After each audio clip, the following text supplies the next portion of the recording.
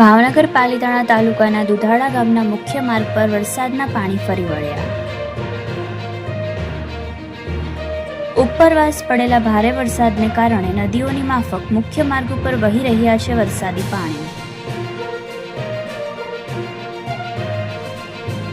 મુખ્ય માર્ગ પર પાણી આવી જતા 1 કલાક માટે દુધાળા ગામથી ગારિયાધાર પાલિતાણા તાલુકાનો માર્ગ થયો હતો બંધ.